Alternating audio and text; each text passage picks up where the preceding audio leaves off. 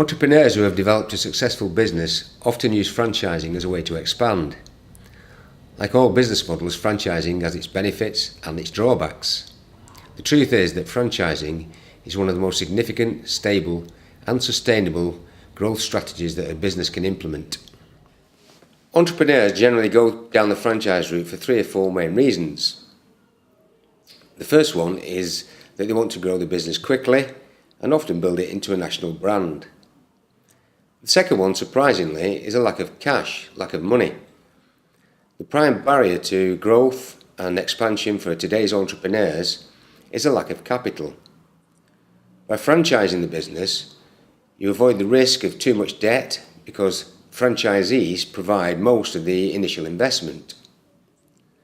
The third reason is people. Business owners very often spend a great deal of time looking for, recruiting, hiring and training managers, only for the manager to leave or get poached by one of the competitors. Franchising the business means that the company can substitute franchisees, motivated franchisees, instead of managers. And because they have a vested interest in the business, not just in its success but also in its profit, they very often get a much better performance level. The fourth reason is lack of time. To open multiple units in different outlets across the country takes a lot of time and effort. Finding the right premises, checking leases, looking at the best way to finance the business, hiring staff, training staff, getting equipment, fitting out the outlets, all takes time. By franchising the business, companies can let the franchisees do most of those growth tasks. Yes, the franchisee will help the franchisor will help the franchisee to develop and to help them and to support them and to guide them along the way. But it's the franchisee that does most of those tasks. So by franchising the business, it allows the franchisor not only to leverage his finances, but also leverage his resources. We've been working together for several months now, Rich, so why have you decided to franchise your business? We'd opened 3 outlets previously, and we were looking at a situation where we wanted to grow the business. We were confident in the market that we were operating in. The coffee industry is a growing market, and we saw an opportunity to expand the business.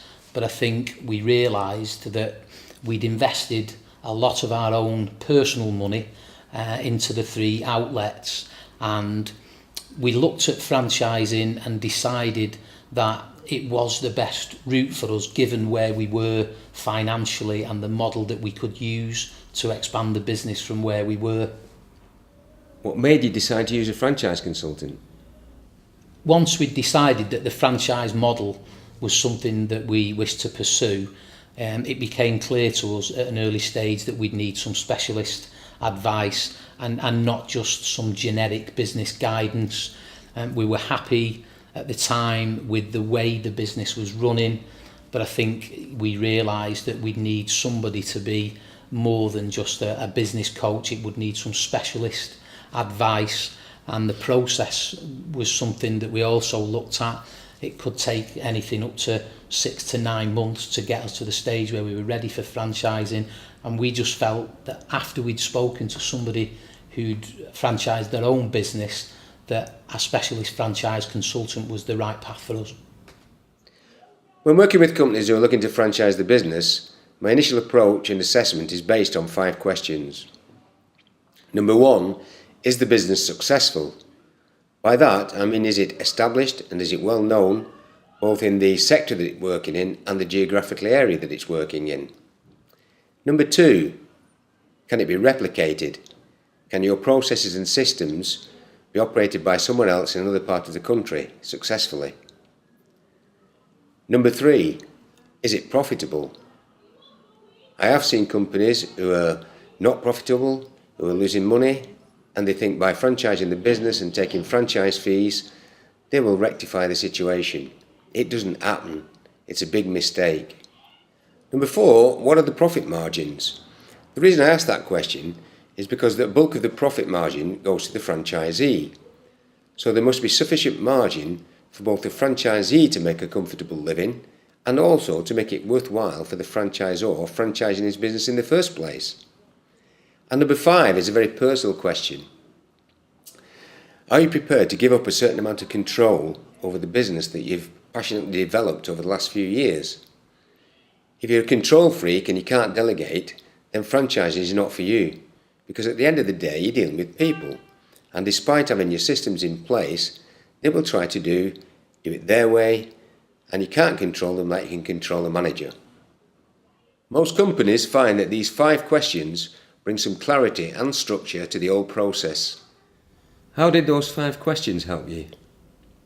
The 5 questions are a simple but really effective way of making you ask yourselves questions about the business itself, some of the core elements of the business itself, and really getting you to focus on whether you are ready for the franchise process. I think a couple of the questions made us realise that there were certain elements of the business that needed attention, certain elements that maybe we weren't quite ready, which, to be honest, didn't put us off, but did make us focus on 1 or 2 things that we really knew we'd have to put in place to get ourselves in a position to franchise the business.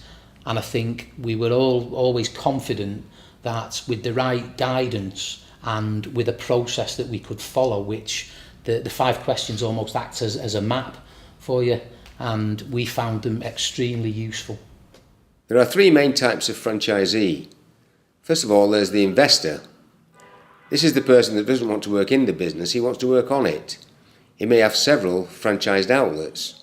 Secondly, there is the lifestyle franchisee. This could be a husband and wife, or just a husband or a wife who wants to run a lifestyle business. They may be fed up working in a corporate environment and who decide to work and buy a franchise. They may even be earning less money working in a franchise than they would working for a big corporate, but it suits their lifestyle and they have a lifestyle business. The third type is what I would call frustrated entrepreneurs. Someone who's always wanted their own business but has never had the opportunity. Maybe married with kids, no money, mortgage to pay, and suddenly the kids have grown up, they've been made redundant, or they've had a midlife crisis, and they've decided that now is the right time to buy a franchise and run their own business. So those are the 3 main types of franchise in general. And some franchise models, you can have different types of franchisee. Some models can have both investment franchisees, and also lifestyle franchisees. So it's not one type fits all, and I can work with all types of franchisees, as I have done many times over the years. How did we help you to decide what type of franchisee you're looking for? I think this was one of those questions that uncovered an area that, for me and Angela, it proved the worth of having a franchise consultant on board with us, Len, because you were able to clearly set out for us the types of individuals that are out there looking for franchise opportunities and which individuals would be best suited to us right now.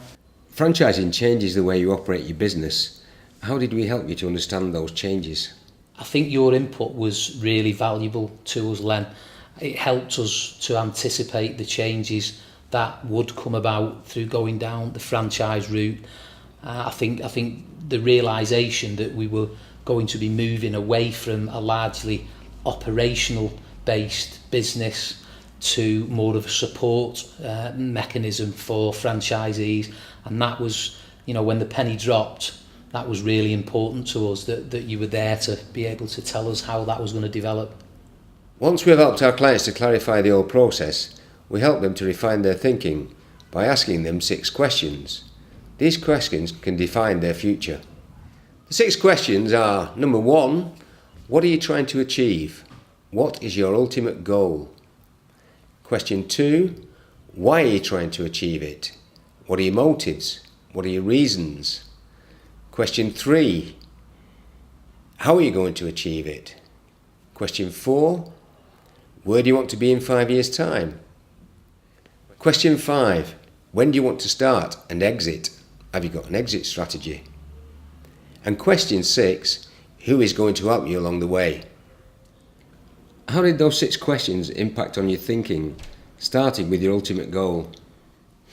I've always been a goal-orientated person, Len, and I think we liked the idea of setting the goal, setting the business goal, and then working backwards from that.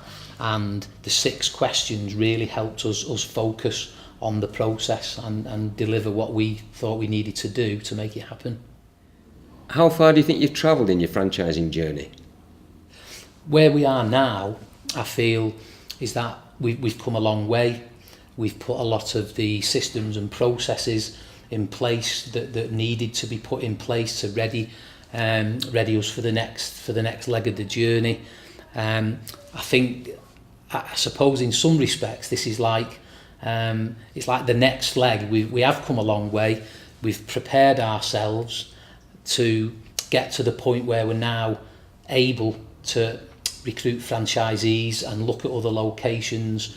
And now's the interesting part, I suppose, because all the theory and all the preparation are in place, but now it's the next leg of the journey. I think I can honestly say that I don't think we'd have got this far without your help, Len. I think the guidance, you've acted as a mentor to me and Angela during the process, and it's been really, really valuable. Franchising is not for everybody. Only you can decide if franchising is right for you and your business. As a successful franchise consultant with over 30 years' experience, I can help you to make that decision. And once you have made it, I can guide you and support you through the whole process. So if you're interested in franchising your business, please give me a call. I would love to talk to you.